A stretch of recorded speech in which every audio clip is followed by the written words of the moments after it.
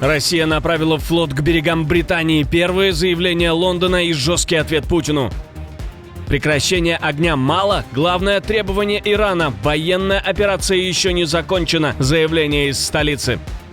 Новые угрозы Кремля. Ультиматум для страны НАТО. Где теперь станет горячее?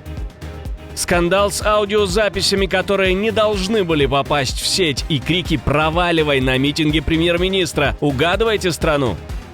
Неожиданная жертва спора Путина и Пашиняна. Кто пострадал больше всего из-за одного только предложения? Об этих и других самых главных событиях утро пятницы 10 апреля. Спасибо, что вы с нами. Самое важное — найти главное в потоке событий. Меня зовут Алексей Бурлаков. В эфире «Нехта». Начинаем.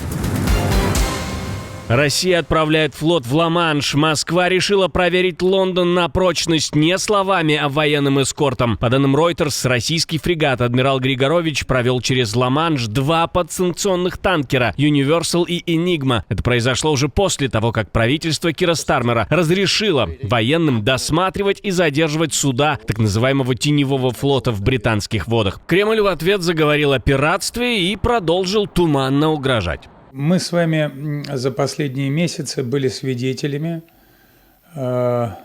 неоднократных случаев пиратства в международных водах. Эти случаи пиратства в том числе наносили ущерб и экономическим интересам Российской Федерации.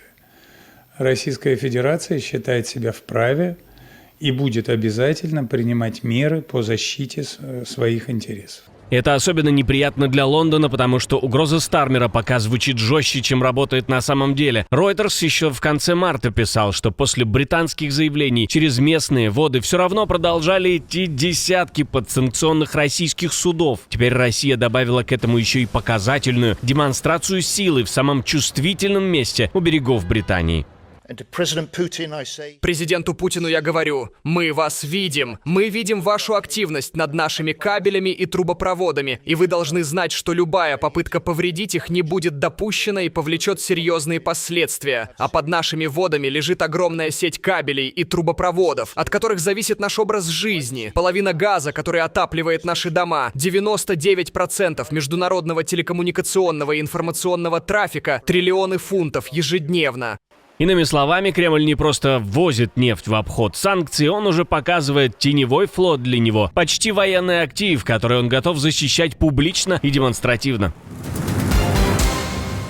Если Путин дожмет Донбасс, он не остановится. Зеленский прямо говорит, следующими целями могут стать Днепр и Харьков. В одном из интервью он дал понять, что в Киеве не верят в сказку про ограниченные цели Кремля. По его словам, команда Трампа до конца не понимает, чего на самом деле хочет Москва. А сам Путин, считает Зеленский, будет идти дальше, если почувствует слабость и уступки. Смысл его сигнала жесткий и очень простой. Донбасс для Украины — это не спорная территория, а барьер перед новой фазой войны. Зеленский фактически предупреждает Запад: если сейчас кто-то решит, что можно отдать кусок земли и купить этим мир, то потом цена станет только выше, потому что аппетит Кремля не заканчивается на одном регионе. И если Путин увидит открытую дверь, он попробует проломить ее дальше, уже вглубь страны. Иран пытается продать прекращение огня не как паузу, а как новую реальность на своих условиях. По данным Reuters, Тегеран требует не временного перемирия, а более прочной сделки, гарантий, что США больше не ударят, компенсации за ущерб, но самое главное, они требуют смягчения или снятия санкций и особого режима контроля над Ормузским проливом. Иран является одним из лидеров по количеству введенных санкций, и теперь они видят в войне возможность это изменить. После объявления двухнедельного прекращения огня стало ясно, что Иран не собирается просто вернуть довоенный порядок. Даже сейчас проход через Ормуз остается ограниченным и зависит от разрешения Тегерана, но все это теряет смысл, если боевые действия возобновятся, а предпосылки к этому есть. У нас остаются еще цели, которые нужно завершить, и мы добьемся их либо соглашением, либо возобновлением боевых действий. Мы готовы вернуться к боевым действиям в любой необходимый момент. Наш палец на спусковом крючке. Я настоял на том, чтобы временное прекращение огня с Ираном не распространялось на Хезболлу, и мы продолжаем наносить по ней жесткие удары. Премьер Израиля отдельно подчеркнул, что обогащенный уран будет убран из Ирана либо по соглашению, либо силой. И это сразу рушит иллюзию, будто двухнедельное прекращение огня уже остановило войну. На бумаге паузы есть, по факту палец все еще на спусковом крючке. Из РФ бегут пропагандисты. Запад у него был русофобский ровно до того момента, пока не пришлось спасаться самому. Z-пропагандист Виктор Алевич, который годами рассказывал на российских госканалах о враждебной Европе и злых США, теперь сам сбежал из России и просит помощи у Вашингтона. Сейчас, как утверждает сам Алевич, он находится в Греции и обращается к Госдепу как гражданин США. Покинул территорию РФ под давлением Федеральной службы безопасности. Дважды в декабре и в начале февраля ко мне домой приходили с прямыми угрозами. Причины – отказ от сотрудничества, отказ от получения гражданства РФ. Давление оказывалось, несмотря на то, что я располагаю информацией, чувствительной для государства. Человек, который обвинял Запад в попытке развалить Россию и поддерживал войну против Украины, в итоге побежал именно туда, откуда, по его же словам, исходила главная угроза. То есть вся эта громкая антизападная риторика снова разбилась о простую реальность. Когда в России начинает пахнуть настоящей опасностью, даже самые крикливые пропагандисты почему-то выбирают не русский мир, а Грецию и помощь США. Переворот в Венгрии в один день. Картинка, которая выстраивалась действующим премьером, начала сыпаться. На митинг венгерской оппозиции внезапно пришел старый политический призрак – Россия. Во время выступления лидера партии ТИСа Петра Мадьяра в толпе заметили российских корреспондентов. Мадьяр встретил их с сарказмом, а дальше площадь ответила, куда им нужно идти. Позвольте поприветствовать российские пропагандистские СМИ. Наслаждайтесь свободой здесь, в Венгрии. И изменением режима тоже.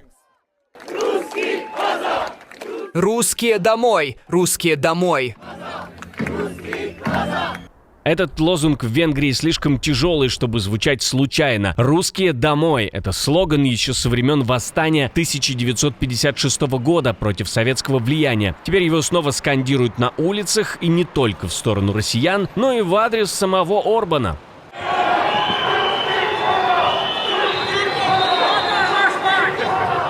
То есть выборы в Венгрии все больше превращаются не просто в борьбу партий, а в голосование по куда более жесткому вопросу, чью тень страна до сих пор не может с себя стряхнуть. Громкая история получает свое продолжение, и кто знает, сколько серий еще будет опубликовано. В Венгрии вспыхнул новый скандал, расследователи опубликовали аудиозапись, из которой следует, что глава МИД Петр Сиярто обсуждал с Сергеем Лавровым документы по вступлению Украины в Евросоюз и даже предлагал передать бумаги через венгерское посольство в Москве. Reuters подтверждает, такая запись действительно появилась, хотя ее подлинность независимо, пока не верифицирована. И если это правда, то речь уже не просто об особой позиции Будапешта, а о прямом канале с Кремлем по одному из самых чувствительных вопросов для Украины и ЕС.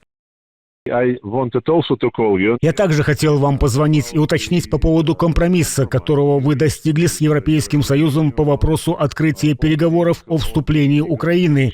И сообщалось, что решающую роль сыграла формулировка о национальных меньшинствах.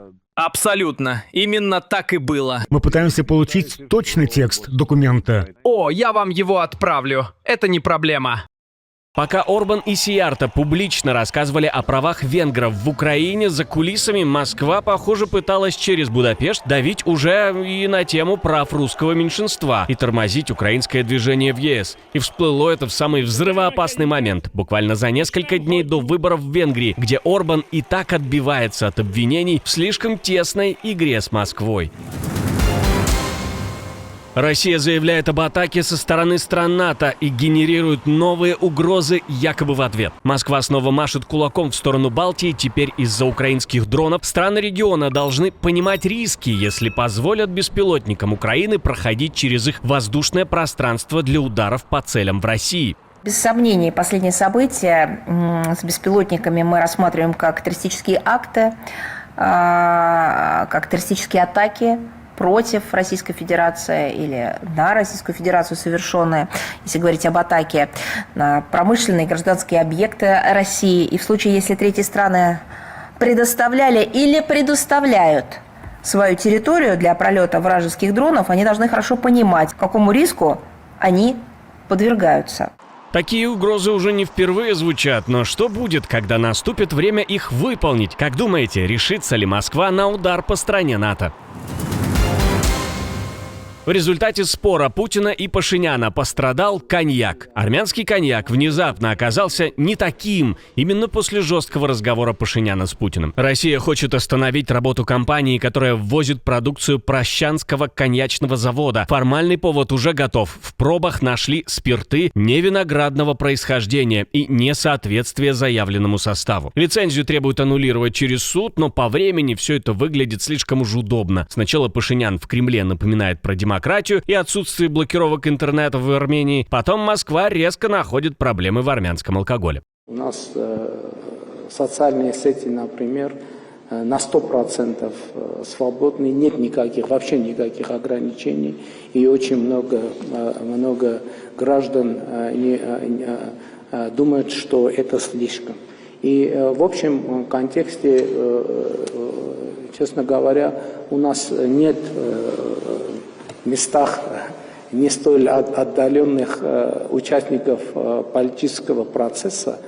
Наверное, именно этот момент стал фатальным для коньяка. Для Армении это болезненный удар не только по экспорту, но и по политическому фону. Москва снова действует в своем стиле. Если не получается быстро продавить словами, в ход идут рынок, лицензии и внезапные проверки.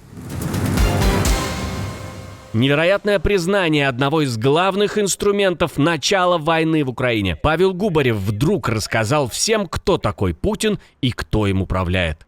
Путин — это либо этикетка на вот этом всем, на вот этой всей структуре, да, которая называется Россия, либо это программа, либо это какая-то системная программа, либо это, может, религия какая-то, потому что, смотри, кто-то Путина ругает, кто-то Путина любит, восхищается.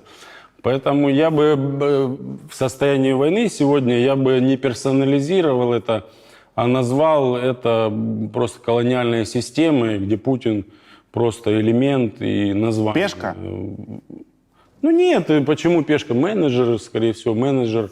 Так может, и Путина не существует? Как думаете? Не забывайте писать в комментарии. А в прошлом выпуске мы говорили о том, что у оккупантов резко выросли потери. Параллельно США начали вывод войск. Трамп принимает решение, которое в Европе читают как наказание союзников. А главный друг американского президента помогал Ирану. И это точно не Путин. Как теперь отреагирует Дональд Трамп? А Кремль тем временем раскачивает Литву. Вбрасывается сценарий новой псевдореспублики. Если еще не видели, обязательно посмотрите. А мы встретимся с вами уже вечером.